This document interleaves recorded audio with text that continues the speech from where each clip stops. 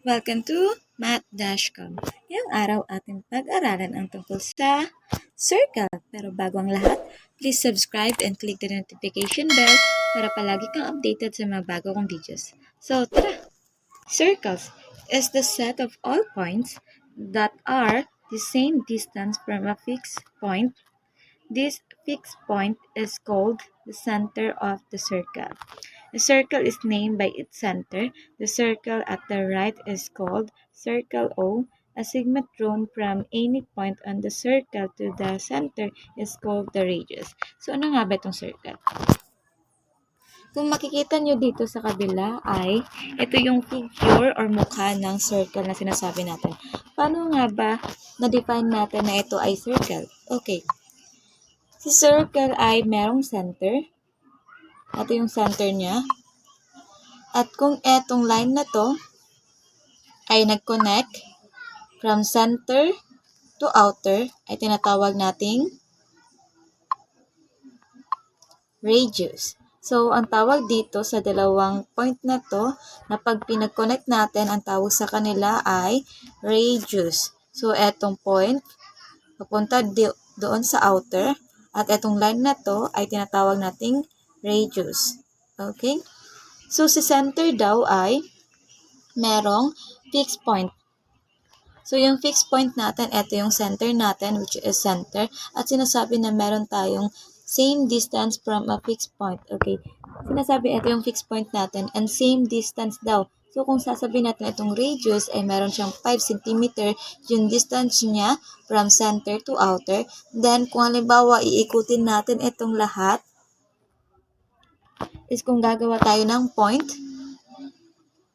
tapos i-connect natin sa center, which is etong point na to, papunta sa center. Pag i-connect natin, ay meron tayong radius. At yung radius na yun ay merong 5 cm na measurement. So, kahit dito ka pa magawa ng radius, 5 cm pa rin yung layo ni outer to center. Kahit dito pa, 5 cm pa rin yung layo ng point natin sa outer papunta sa center.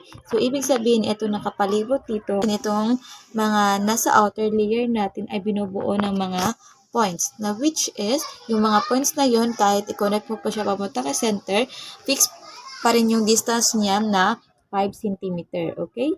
So, kahit dito ka pa magpunta, kahit i-connect mo pa at makabuo ka ng radius, ang distance ng radius na ito ay 5 cm pa rin, katulad ng dito na 5 cm pa rin. So, sabi daw ay tinatawag daw natin itong circle O. Bakit nga ba circle O? Kasi sabi, kung ano yung center niya, which is yung center natin ay O, kaya ang tawag din natin sa circle natin ay circle O.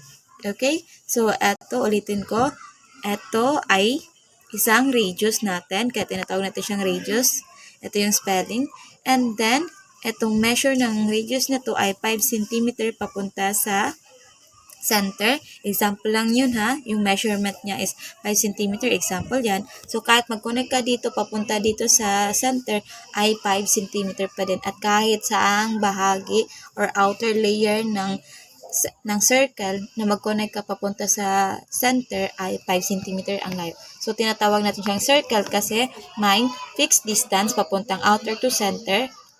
At yung tawag natin sa circle natin ay kung ano yung pangalan ng center natin, na which is eto dito ay center O. So, ang tawag natin sa circle natin ay circle O. Segment, a line that connects the 2 points. Okay, a line daw. So, dito makikita natin na meron tayong dalawang points. Meron tayong dalawang points dito at i-connect daw ito siya ng line. So, alam natin itong red ay line. So, kung i-connect natin itong dalawang points na to, ay tinatawag natin siyang segment. Okay? Ulitin ko. Pag ganito yung mukha niya, meron tayong line, which is kinonect niya itong point. At itong points na to, so itong dalawang points na to, ay tinatawag nating segment. Okay? So, the activity below introduce you to other parts of a circle. So, isa sa mga parts ng circle natin ay chord. Ano nga ba itong chord? So, meron tayo ditong circle.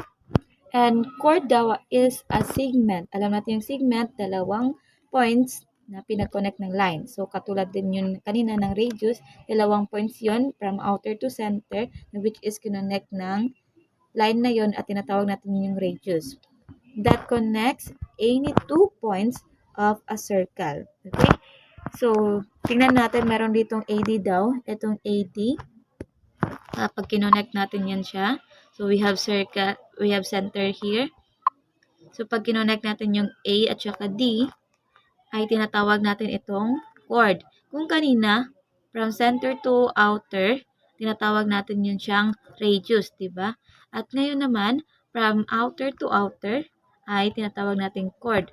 Bakit nga ba chord ang tawag? Kasi ang chord daw ay kahit saan banda, kahit saan banda o kahit saang parts ng circle na to, ka mag-connect, basta from outer to outer, ay chord pa rin yun. Okay? So, tingnan natin. Itong B at saka F ay from outer to outer. Okay? Yung starting point niya ay sa outer layer ng parts ng circle natin. At yung end naman niya, itong F, ay nasa outer layer ng circle natin. So, ang chord, ibig sabihin, yung segment na nabubuo niya ay from outer to outer yung points niya. Okay? So, kaya si B at saka si F ay kasali sa chord. At saka si A at saka si D ay chord ang tawag. Next naman, we have C at saka G. Okay, so tingnan natin. Si C ay starting point niya ay sa outer tapos papunta, yung end point niya ay papunta sa outer pa rin, na which is point G. So, ibig sabihin, eto siya ay chord. Okay? Next. So, meron pa tayong HE, na which is chord pa rin kasi nga nag-start siya sa outer, papunta sa outer. Okay? So, tinatawag natin siyang circle O kasi ang center natin ay O. Okay? Ulitin ko. Ang chord ay magsisimula from outer at magtatapos sa outer. While sa radius kanina is magsisimula sa outer, papuntang center, or pwede magsimula sa center, papuntang outer. Pero si chord ay outer to outer lang. Okay, next. So, we have a diameter, another parts ng circle natin. So, ano nga ba itong diameter? So, yung circle dito na fixed point papuntang center. So, tingnan natin yung center. Okay.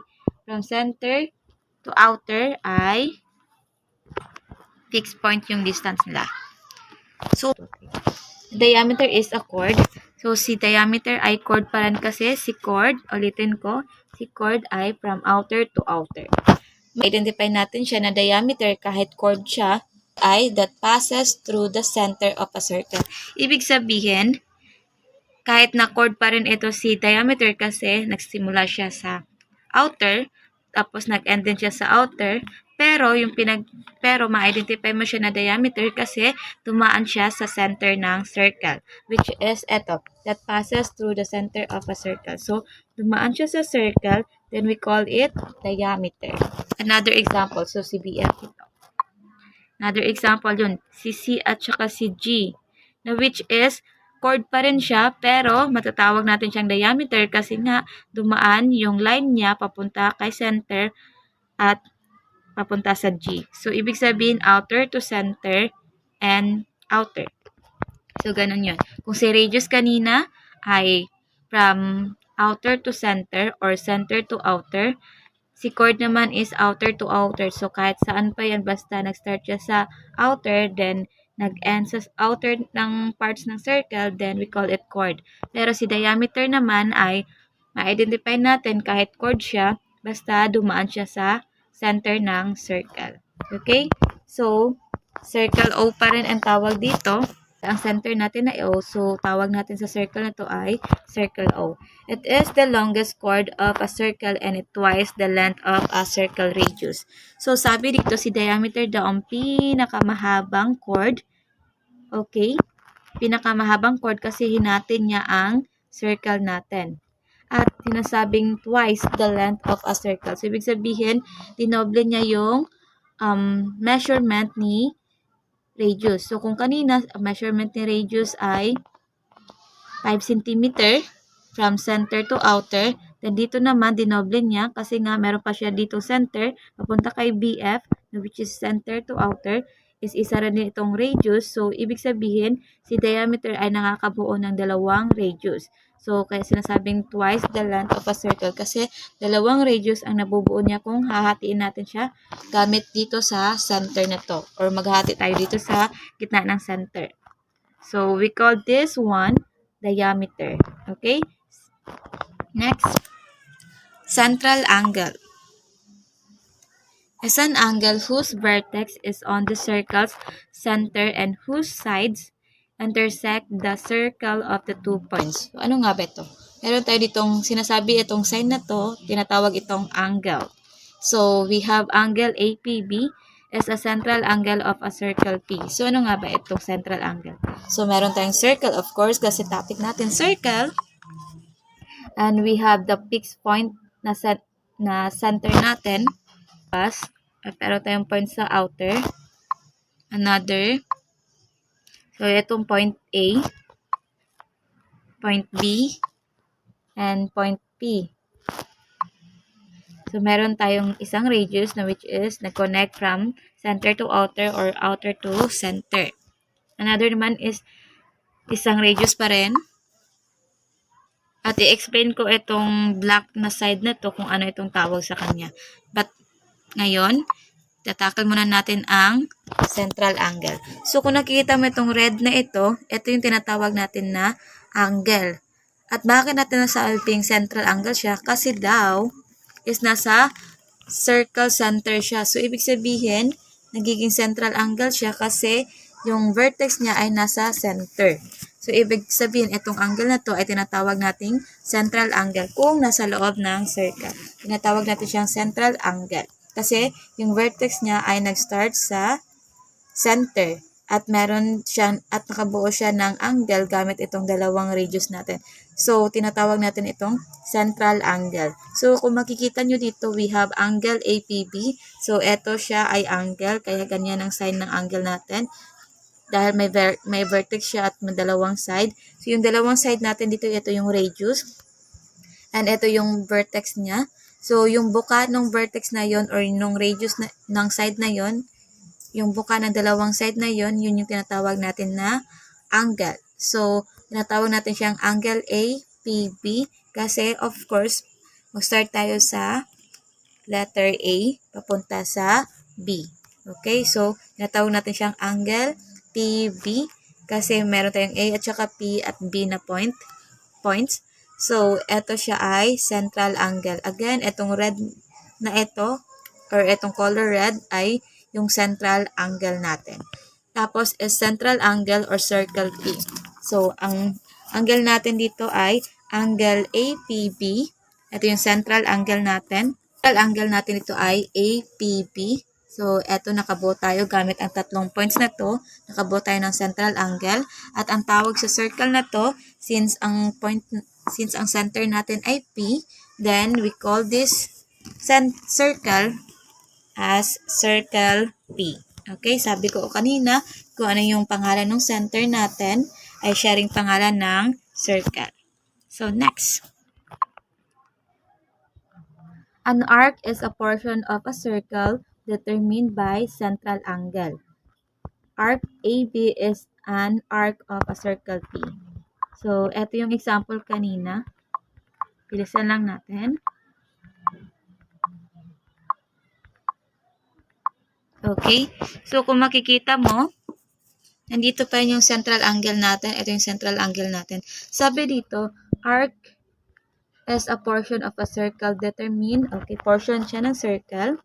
Of course, portion siya ng circle and determined by central angle. So, ma-identify natin na siya na arc kung meron tayong central angle. So, since etong tatlong point na to ay nakabuo ng central angle, so saan ba dito yung arc? Okay, yung arc na yun ay etong black na ito, na etong bold na black. Ito yung arc natin, na which is yung buka talaga mismo ng angle na nabuo ng central angle na nabuo natin ay yung buka niya mismo or yung outer layer mismo. Okay? So, again, yung arc natin is nandito sa outer layer ng circle natin gamit itong central angle. So, kung meron kayong central angle na sa circle, then yung nasa outer layer ng circle na yun ay yun yung arc ninyo. Okay?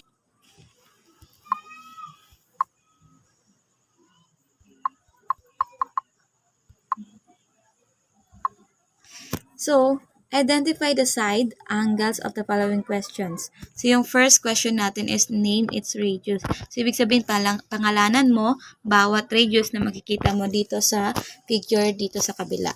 So, we have radius. Tingnan natin from center to outer. So, pag magpapangalan tayo ng radius natin is be sure na mag-start tayo sa center papunta sa outer, okay? So, we have outer OB. Ayan, meron tayong outer OB.